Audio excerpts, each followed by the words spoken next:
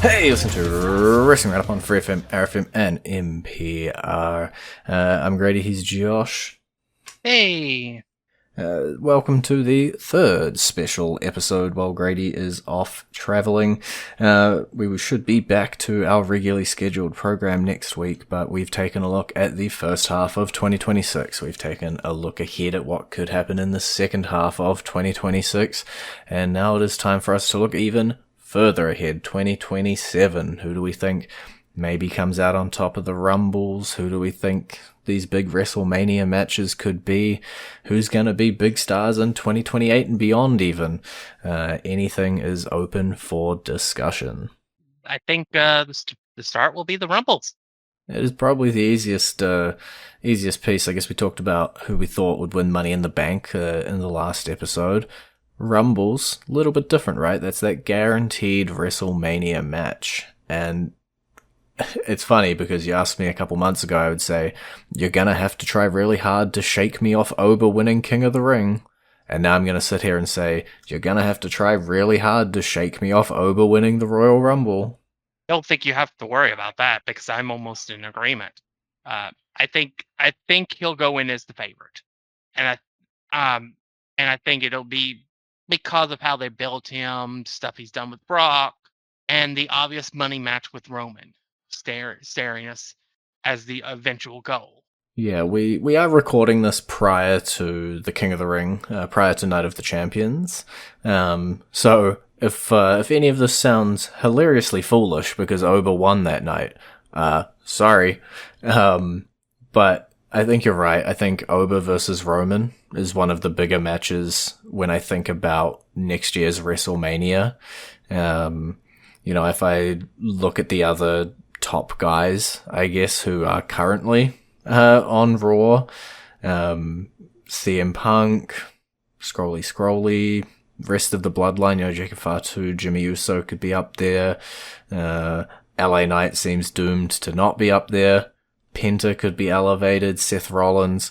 None of those, I'm not chomping for any combination of them, going head to head as the main event of WrestleMania other than Oba versus Roman, right? Yeah, I think people that I could see as options to win: Penta, Braun Breaker. As much as I'm going to hate to say it, Seth Rollins. He's always going to be in the cards. I could see Seth seriously winning it to have that like last showdown between him and Roman that we've had sporadically, but we've never had the actual clash of them on the same level. Mm-hmm. Yeah, I think you definitely can't count out Seth Rollins. As you say, he's always just going to be in the conversation, potential threat to who's going to do it. It's like if you look at, I don't know how far back you got to go, right? Thinking about who was in those main events for the championship, you got Punk Reigns on this kind of side of things. You got Reigns, Punk, Rollins in that triple threat. Cody Rhodes, Roman Reigns.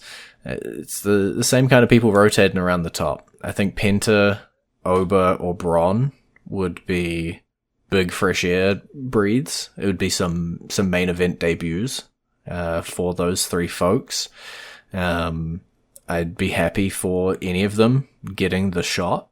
Seth versus Roman makes kind of sense. It completes the triple threat trilogy fine. But I would love a bit of a fresh air breathe for them. And I'm going to throw out a fresh air breathe as like a really deep dark horse. Mm-hmm. Trick Williams. Yeah, I think that depends what happens on SmackDown, right? We talk about how open that championship is and how there's so many people who could potentially go for it. Those are all, I guess, potential Rumble winners. You know what would be really fun that will never happen? Sure. The Miz. That as part of like his being rebuilt by Danhausen. Him winning the Rumble, the challenge for a world title at WrestleMania. Yeah. I've always been super high on The Miz, right? I'm not gonna cry at him having a bit of a resurgence. think it's been long enough that you could probably count it as a breath of fresh air. Wouldn't be a main event debut, as he loves to remind everybody, but could be, popping him back up the card, whether it be one-off, whether he stays up there. We'd have to wait and see. I think it all comes down to who is the WWE champion heading into WrestleMania, because I noticed when we talked about the Raw one, we kind of assume Roman Reigns is still holding that title potentially. And it's like, who's going to face Roman for the title in the main event? On this side, it could be 50 different combinations of people. Like, The Miz would probably work against most of them. Trick Williams, again, would work against most of them. If Cody doesn't have the title, similarly to Seth Rollins, always a threat. Drew McIntyre, always a threat as well, in terms of who has that triple threat coming up this weekend when we record. Sami Zayn, Gunther, also possibilities if they want to go with it. It's just what matchup are we really going to get at that WrestleMania?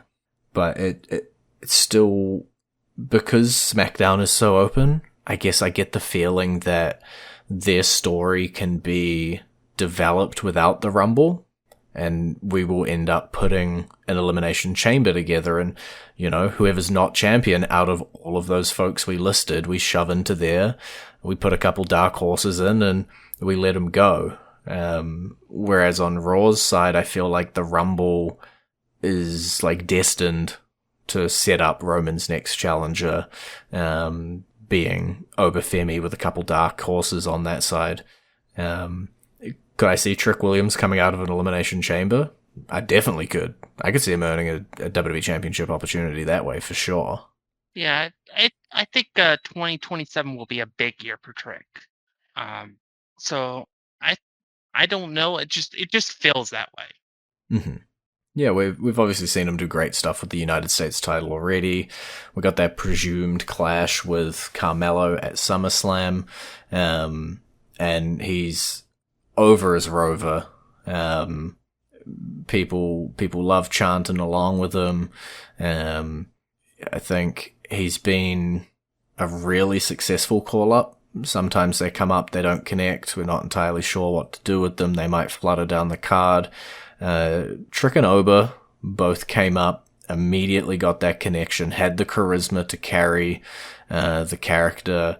And yeah, I see Oba challenging for a world title. If Trick challenged for a world title in 2027, I'm not shocked if you told me that. Time Traveler comes back and tells me that. It's definitely possible. And then looking at the woman, I feel like it is always harder because, and we talked about this with the Money in the Bank, there is a rotating group of people at the top, and I don't know who's going to be champion 6 months from now, because at time of recording, Rhea's potentially hurt, Liv Morgan's potentially winning Queen of the Ring, double titles, all this jazz going on. Who do I think could potentially win a Rumble for them? I'm hoping somebody a bit of a dark horse, somebody that maybe we're not expecting.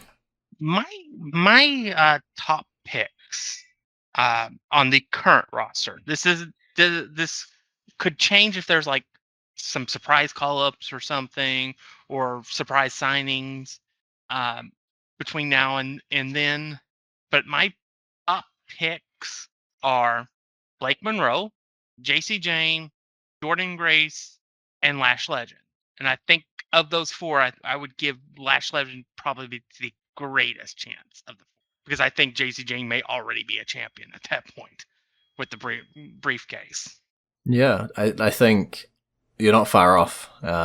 Interestingly, all SmackDown Women's talent at the moment. We saw Lash Legend get a big showcase this year in the Rumble, eliminating a bunch of people, having a big impact. Cooled off a little bit with the tag team run with Nia, but you can definitely heat her back up and bring her back into that scene. I agree, JC Jane probably has the briefcase. Maybe he's cashed in, maybe hasn't. TBD on that side. Blake Monroe, it's early games for me. I don't know just how she's going to connect. We'll have to see how it all goes, but is definitely one of those breath of fresh air options. I was worried you were going to come in and be like, whoever's not champion out of Rhea Ripley, Charlotte Flair, Alexa Bliss, Becky Lynch as the answer, because that's the easy bets, right? When we're so far out, we're like 9 months out, just pick one of the top six that rotate. Yeah. I wanted to go with SmackDown talent because I wanted to throw them a bone, considering SmackDown got screwed so hard in the King of the Ring and Queen of the Ring tournaments. Yeah, that's fair. But again, they have so many good options that they could work really well with the Elimination Chamber and put a couple of them in there. So, I would also, personally, I would like to see whoever wins it, maybe not declare who they're challenging for until after the Elimination Chamber, so that they can do like a 3-on-3 of Raw and SmackDown talent in that match. Mm-hmm. So that that way we don't know for sure. We'll have an idea because basically who wins it, but we won't know for sure. And I think that's the thing I want. Mm-hmm. Yeah, I'd like that as well. I think we have a lot of Rumbles where the person wins and we immediately know what the WrestleMania match is, or we know going in like, hey, if this person wins, this is what we're going to end up getting. Or 1 year, I know in October prior, way beforehand. Yeah, it is often obvious, based on who wins. Like, okay, that's the match we're going to get. That all makes sense. But I do like a little bit of unpredictability, and I think somebody like Lash Legend winning would, like, you wouldn't expect her necessarily to go after one of the specific championships.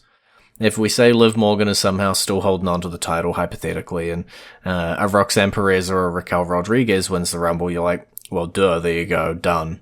Depending on what the stories that are being told at that time and who are holding those championships, I do think a Lash could go either way. I think Sol Ruka's kind of make it or break it right now, in terms of, obviously got the Intercontinental Championship, but have had a couple things not go amazingly or perfectly, which most people can bounce back, but sometimes is the death keel this early on in the main roster.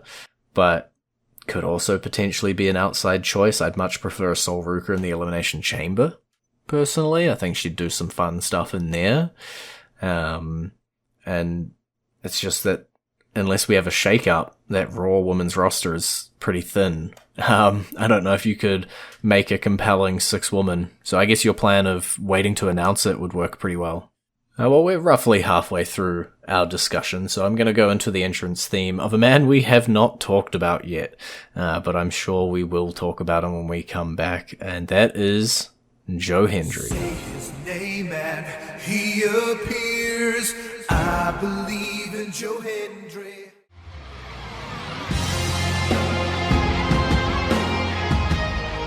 And you're back to Wrestling Roundup on FreeFM, ArrowFM, and NPR. Well, I said his name, so he must now show up.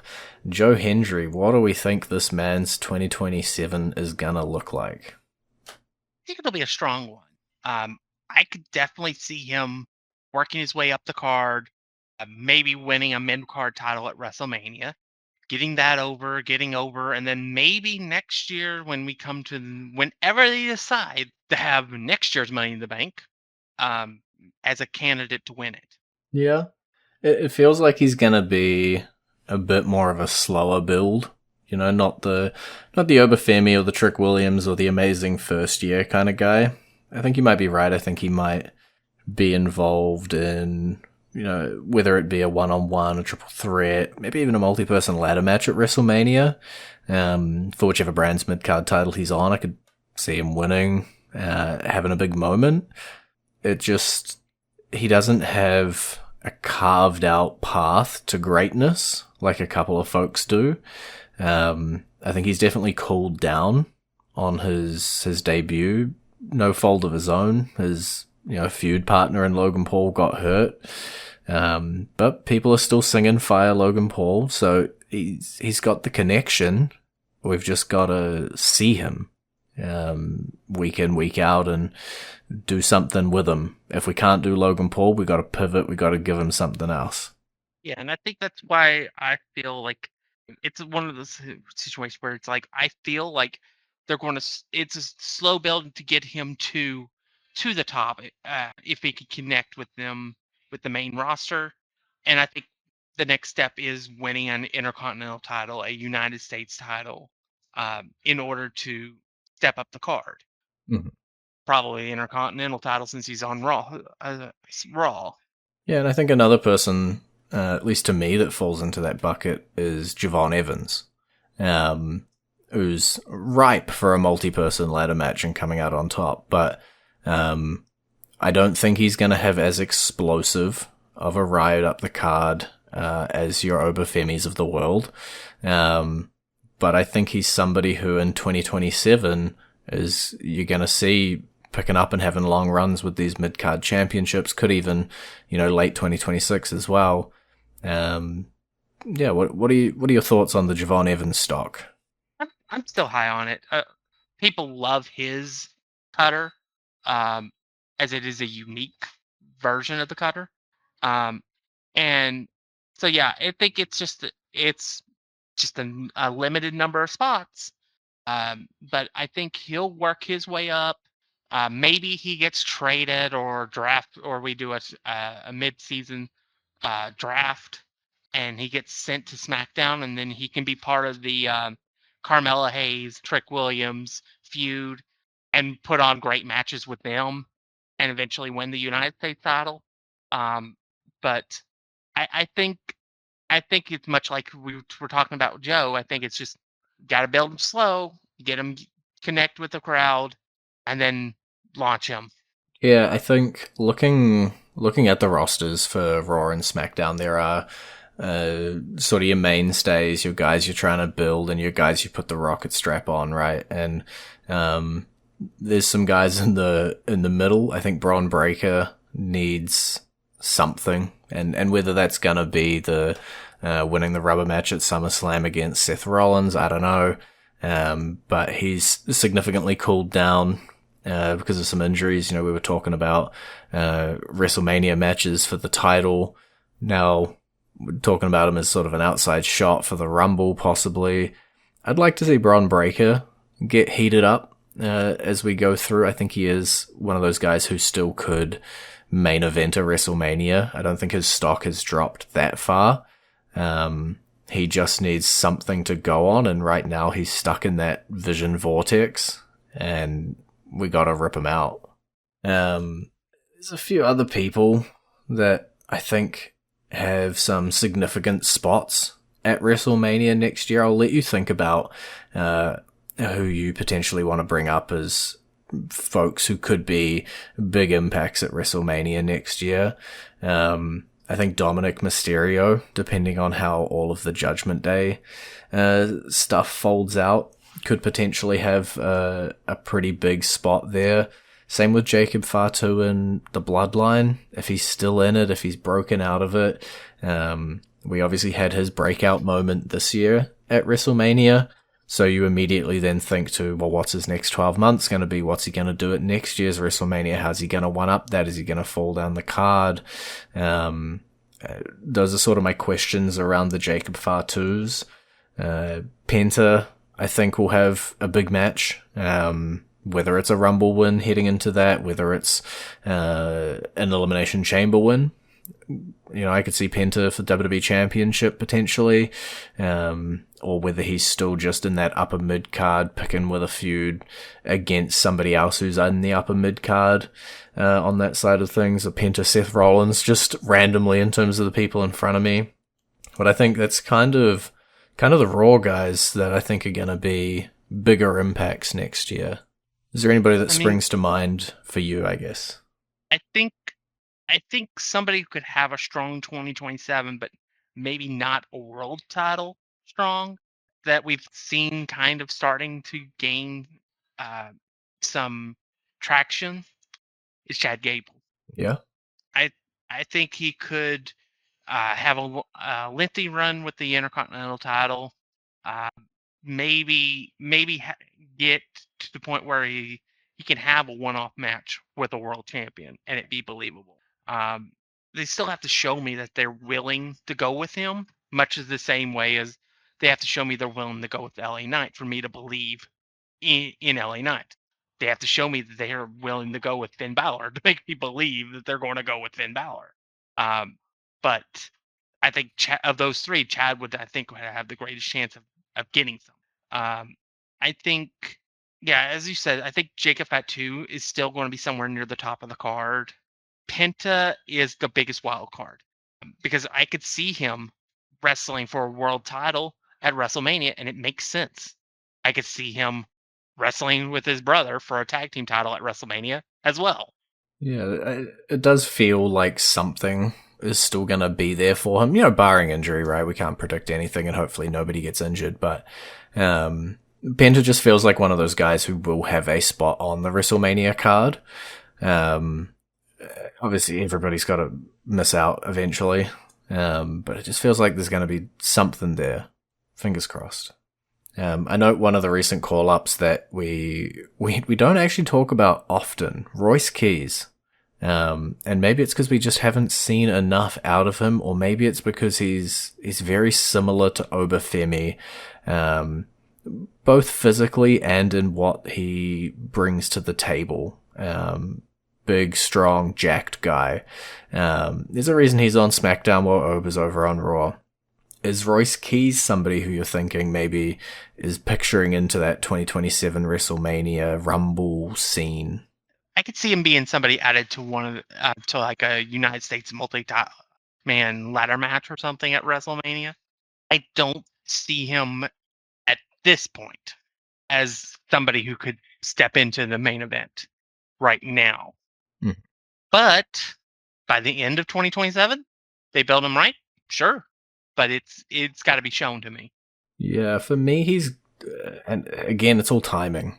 I think we had a lot of call-ups in quick succession, and he sort of fell by the wayside for other call-ups that were coming through. Your Ricky Saints, your Ethan Pages of the world.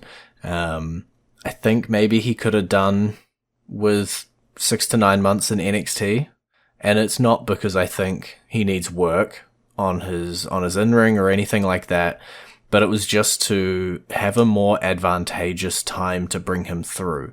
I think if Royce had gone down to NXT, put on some bangers with some people, maybe had a run with North American Championship, whatever it is, and then had come through post SummerSlam, where there's a bit more of a gap, I think we'd be talking about Royce Keys a lot more positively in terms of where his 2027 can go. But when you debut up, 10 people, there's only so many spots for those 10 people to go in. Yeah, and I think it's okay, and I think it's probably for the best that he is built slowly, so that he can establish himself and become an upper carder, rather than just burning out, which is what I'd fear he would do if he brought up to the main roster, top right now. Yeah. And if I'm to jump to the woman, we got a little bit of time left, not a huge amount of time, and I think about who I think might have that breakout year, later 2026, 2027. Lash Legends definitely on my list. Roxanne Perez, if she can break out of the Judgment Day. Sol Ruka, depending on how much we want to commit to her. Lyra Valkyria's got to climb her way back up. I think a feud with Bayley is probably a great first step on that piece. We're potentially talking about Paige, having a spot for a world title or something else at WrestleMania. Blake Monroe, depending how her feud with Julia at the moment goes as well. But there's a couple of cool new names that are coming up. JC Jane, depending what happens with the briefcase as well, that we could see at WrestleMania for that women's division as well. Yeah, and I think somebody to keep an eye on for the women's division post WrestleMania, I think is going to be Lola Vice. Mm-hmm. I think by the time we get to WrestleMania and she's past being an NXT champion, I think she'll be on the doorstep to her call up. and I think they'll move quickly with her because she's got a good look, she's got a good way in the ring, so I could see her becoming a dominant force in one of the divisions. 100%. I think she's probably our next call-up. From NXT, I could see Zarya potentially also coming on up out of the established talent they've got, be it Rumble, be it wherever it happens, but there's a whole lot to look forward to. They've just got to commit to showing us, the people when we're talking about even the Lash Legends of the world. Get her on TV, right? Get us committed to bringing her up. That's what we all want to see. But we have gone and run out of time. It's been great talking to you. Bye, B. You can visit our Facebook page, facebook.com/wrestling R&D up, or our Twitter page, twitter.com/wrestling R&D up, or our YouTube page, youtube.com/wrestling RND up. And we will see you next week.